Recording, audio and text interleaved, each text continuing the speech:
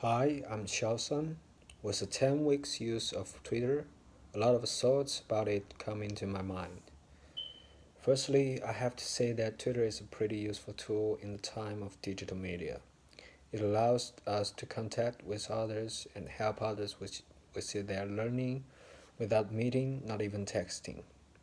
Twitter gives us an approach as students to gain knowledge and information in an easy and funny way.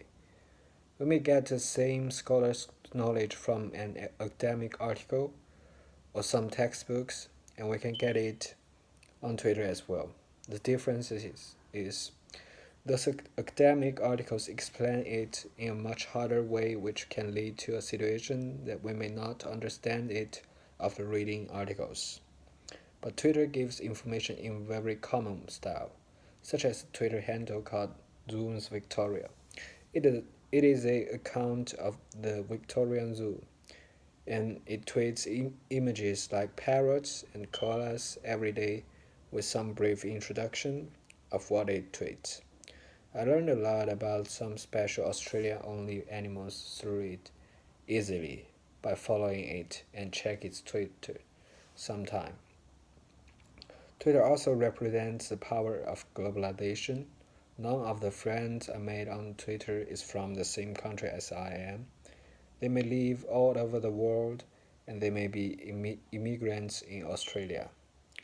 Referring to a sourcescape, the way people communicate throughout Twitter is a phenomenon caused by globalization. We can easily know what is happening across the world and talk to people 10,000 kilometers away just with our fingers. There's no doubt that these are the conveniences brought by the development of technologies, more specifically, the Twitter. But bad things come with Twitter as well. As for academic learning, sometimes it's too easy for people to get others' work from Twitter.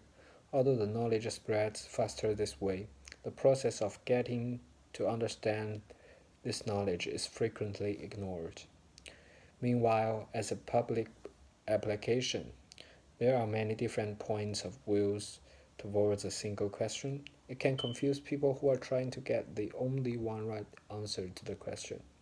At the time, we can only search scholar resources for answers. We can trust what we get from those articles. But do you believe Trump is going to retire tomorrow, even if he says it himself on Twitter?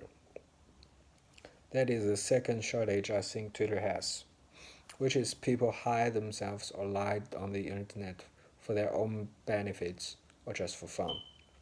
For example, you made a friend on Twitter who is very kind to you, and you think you have already made a great friendship with him.